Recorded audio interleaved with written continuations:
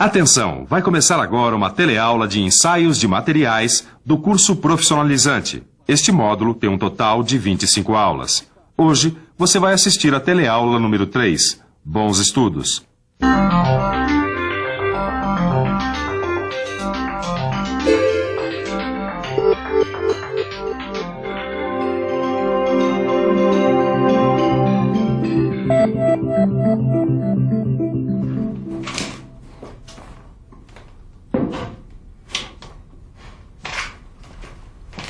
Que isso, Edgar? Brincando de estilingue? Olha só o que eu achei no fundo do armário, ó.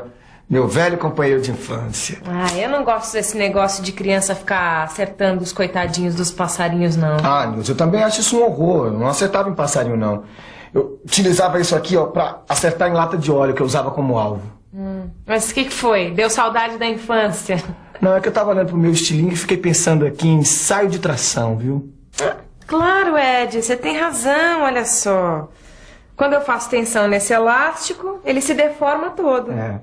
Inclusive, na teleaula de hoje, a gente vai interpretar o diagrama tensão-deformação. E também vamos ver quais são as propriedades determinadas no ensaio de tração.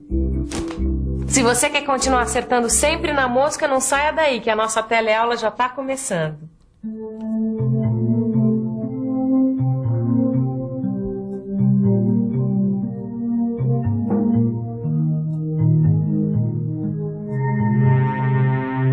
Oi, eu tô aqui com essa escala e esse elástico para tentar mostrar de uma forma simplificada como é feito um ensaio de tração.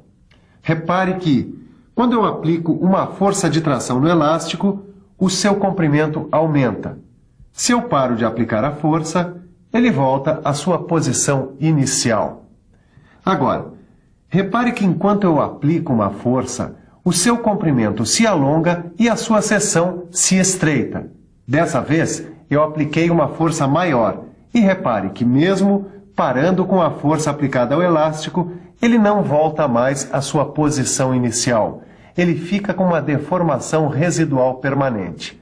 E é claro, se eu continuar aplicando uma força nele, ele vai acabar se rompendo. É claro que no laboratório de testes, isso é tudo muito mais complexo. Os ensaios são feitos com equipamentos que registram todas as informações necessárias para ser analisada a resistência dos materiais. Deve ser aqui que são registradas essas informações importantes, né, Silva? Agora me diz uma coisa, por que elas são tão importantes, hein?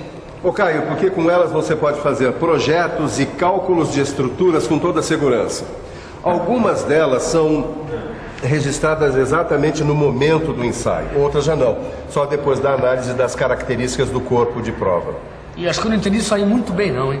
É simples. Um exemplo disso é o diagrama tensão-deformação.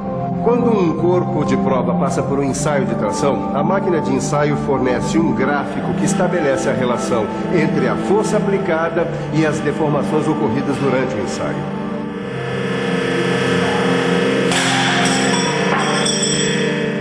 Peraí, agora que acabou o ensaio, qual é o próximo passo, hein, Silva?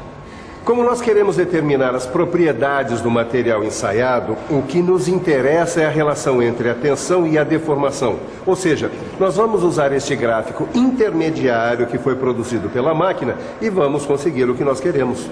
Bom, eu já sei que tensão corresponde à força dividida pela área da seção sobre a qual ela é aplicada. E aplicando essa fórmula, nós conseguimos os valores de tensão. E nesse mesmo gráfico nós montamos o diagrama tensão-deformação. Edgar, esse diagrama tensão-deformação pra mim tá parecendo grego. Tem letra aqui que eu nunca vi na vida. Você tem razão, mas é grego mesmo, Nilson. Edgar, você tá tirando uma da minha cara. Não, é que os valores de deformação são representados no eixo das abscissas e por essa letra grega minúscula chamada epsilon. E no eixo das ordenadas? Bom, neles são indicados os valores de tensão. Ó, tá vendo essa curva? Tô sim, pra que serve? Ela mostra algumas características que são comuns a diversos tipos de materiais usados na área da mecânica. Bom, mas então esse diagrama é um instrumento valioso para que a gente consiga o melhor desempenho do nosso kart. Claro que é. Ele informa muita coisa sobre os materiais usados no kart. Este diagrama nos informa, por exemplo, o limite elástico. Tá vendo esse ponto aqui, ó? No final da parte reta do gráfico, ele representa o limite elástico. Tudo bem, você deve estar aí se perguntando, mas o que é esse limite elástico? Lembra da experiência no início da nossa teleaula? Quando a certa altura eu parei de fazer força sobre o elástico e ele voltou à sua posição inicial? Pois é, limite elástico é isso. Se o ensaio for interrompido antes desse ponto e a força de tração retirada, o corpo volta à sua forma original. E o interessante, Caio, é que na fase elástica os materiais obedecem à lei de Hooke. Quer dizer, as deformações são diretamente proporcionais às tensões aplicadas. E o que quer dizer isso, diretamente proporcional? Quer dizer que as deformações aumentam na mesma proporção que a força aplicada. Bom, quer dizer então que se eu aplicar uma força de 10 newtons por milímetro quadrado e o corpo de prova alongar 0,1%, se eu aplicar uma força de 100 newtons, o corpo vai alongar 1%. Aí tá aí. Gostei desse Hooke. Agora, como é que ele chegou nessa lei, hein? Em 1678, o cientista inglês Robert Hooke descobriu que uma mola tem sempre a deformação epsilon proporcional à tensão aplicada T. Daí ele desenvolveu a constante da mola K. Foi assim que ele chegou à sua lei de Hooke. Edgar, você já imaginou como é que seria se o Hooke não tivesse descoberto essa lei? Bom, e com um montão de molas que a gente usa no nosso kart, ia ser um Deus nos acuda para encontrar a mola correta. Bom, isso é sem calcular a constante, né? Mas ainda bem que a gente pode usar o módulo elasticidade, ó. Como é que é isso, hein, Edgar? Ó, na fase elástica, se nós dividirmos a tensão aplicada pela deformação em qualquer ponto, nós vamos encontrar um valor constante que é o módulo elasticidade. E como é que se representa matematicamente essa relação? Por essa expressão, sendo que o E é a constante deste módulo de elasticidade. Na prática, Edgar, o que isso tudo quer dizer? É que o módulo de elasticidade indica a rigidez do material. Ah, acho que eu entendi. Quanto maior o módulo, menor vai ser a deformação elástica resultante da aplicação de uma tensão e mais rígido vai ser o material.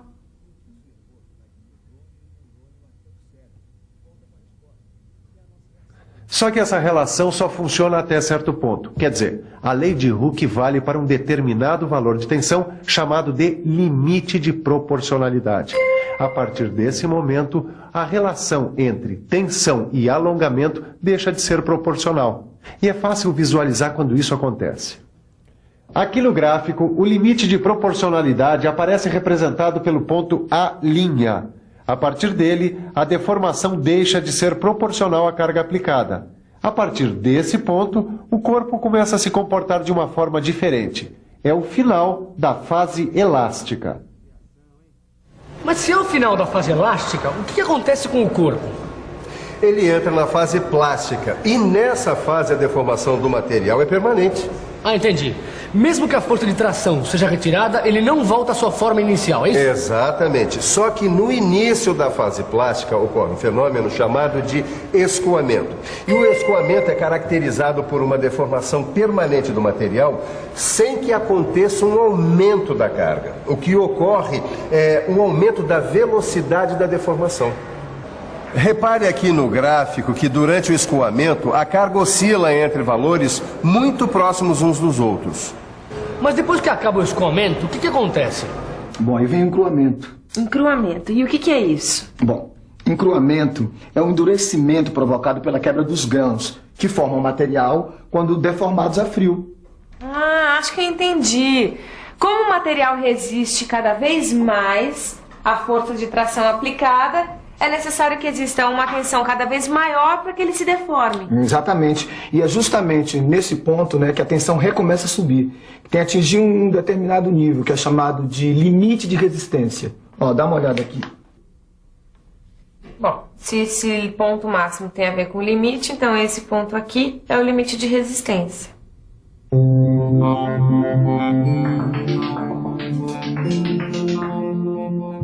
Para calcular o valor do limite de resistência, basta dividir a força máxima pela área da seção sobre a qual esta força é aplicada.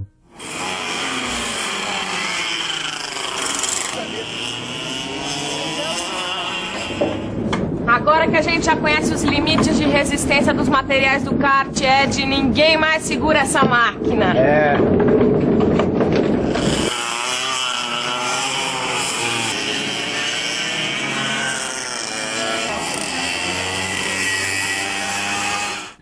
Continuando com a tração aplicada a um corpo de prova como esse, o seu material vai se romper num ponto chamado limite de ruptura. Repare que a tensão no limite de ruptura, representado pela letra C, é menor do que a tensão no limite de resistência, representado pela letra B. Quer saber na prática por que isso ocorre?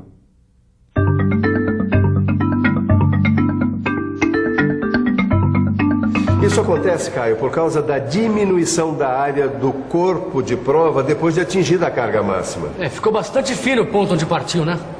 Essa redução percentual bem na área de seção transversal do corpo de prova é chamada de estricção. Ela determina o grau de ductilidade do material. Tá bom, Silva, mas como é que isso funciona?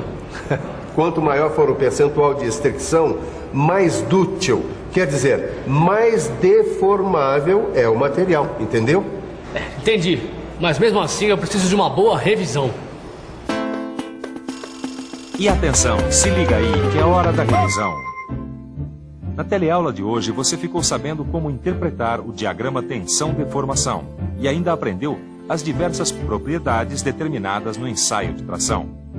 Bem, para ficar bem afiado na interpretação do diagrama tensão-deformação, você tem que praticar, hein? No seu livro você encontra ótimos exercícios. Então, mãos à obra e até a próxima. Tchau.